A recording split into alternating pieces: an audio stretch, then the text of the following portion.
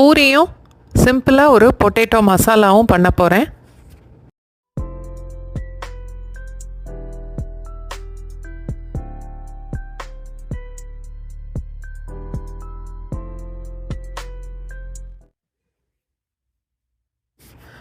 ஒரு கப்பு கோதுமை மாவு, கொஞ்சமாக உப்பு.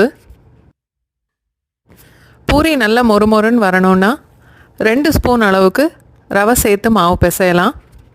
தேவையான அளவுக்கு தண்ணி சேர்த்து மாவை நல்லா கெட்டியாக பிசைஞ்சிட்டு ஒரு நெல்லிக்காய் சைஸில் உருட்டி வச்சுக்கணும். மாவை சப்பாத்தி அளவுக்கு ரொம்ப மெல்லிசாக தேய்க்காமல் பூரிக்கு எப்போவுமே கொஞ்சம் திக்காக தேய்ச்சிக்கணும்.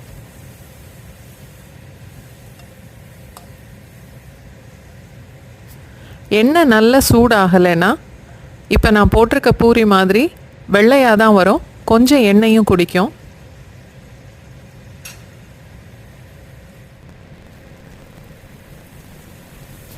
எண்ணெய் நல்லா சூடான பிறகு பூரியை பொரித்து எடுத்தால் பூரி நல்லா கோல்டன் ப்ரௌன் கலரில் வரும்.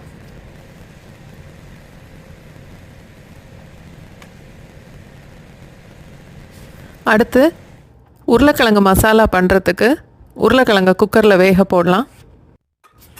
1/2 கிலோ உருளைக்கிழங்கு, நான் சின்ன உருளைக்கிழங்காக போடுறதுனால அப்படியே முழுசாக போடுறேன்.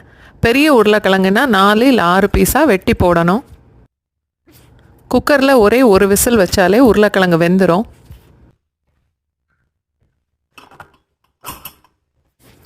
சேனல் சப்ஸ்கிரைப் பண்ணவங்களுக்கு ரொம்ப நன்றி. லைக் பண்ணுறவங்க, ஷேர் பண்ணுறவங்க, வீடியோ பார்க்குறவங்க எல்லாருக்குமே ரொம்ப நன்றி.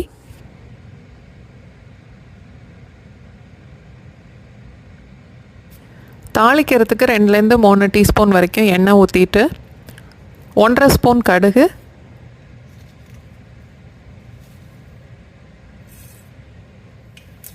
1/2 ஸ்பூன் அளவுக்கு உளுந்தம்பருப்பு,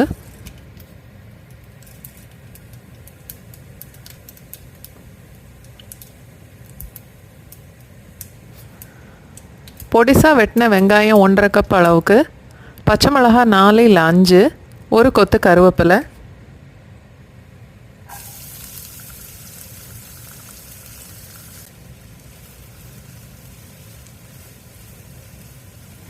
வெங்காயம் 30லேருந்து 40 செகண்ட்ஸ் வரைக்கும் வதக்கினா போதும், கலர் மாற வேண்டாம்.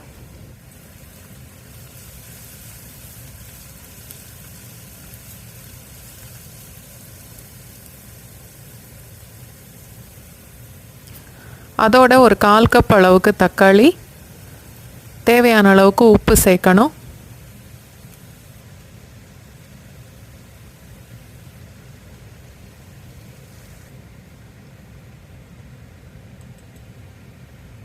கால் டீஸ்பூன் மஞ்சள் தூள், 1 டீஸ்பூன் மிளகாத்தூள்,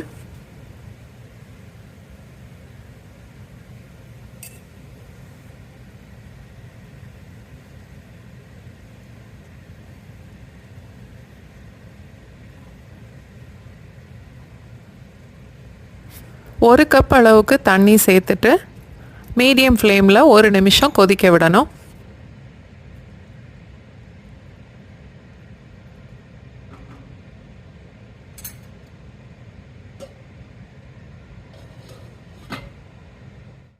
என்னோட சமையல் பிடிச்சிருந்தா வீடியோவை லைக் பண்ணுங்கள், உங்களுக்கு தெரிஞ்சவங்களுக்கு வீடியோவை ஷேர் பண்ணுங்கள். சேனல் சப்ஸ்கிரைப் பண்ணிவிட்டு பக்கத்தில் உள்ள பெல் ஐக்கான் ப்ரெஸ் பண்ணிங்கன்னா நான் புது வீடியோ போடும்போது உங்களுக்கு நோட்டிஃபிகேஷன் வரும்.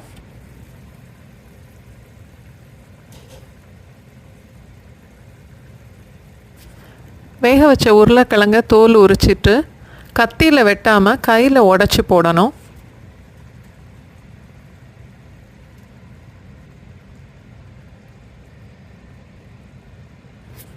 வேணும்னா ஒரு 1/4 கப் அளவுக்கு தண்ணி சேர்த்துட்டு நல்லா கலந்து மறுபடியும் 1 நிமிஷம் வரைக்கும் கொதிக்க விடணும்.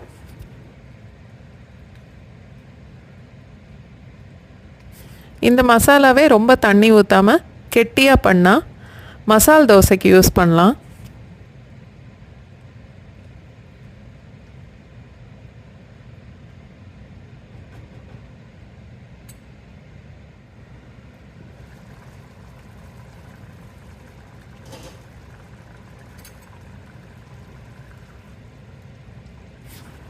பார்க்குறதுக்கு தண்ணியாக தெரியுது, ஆனால் உருளைக்கிழங்கு உடச்சி போட்டதுனால ஆறுனதுக்கப்புறம் கெட்டியாகும்.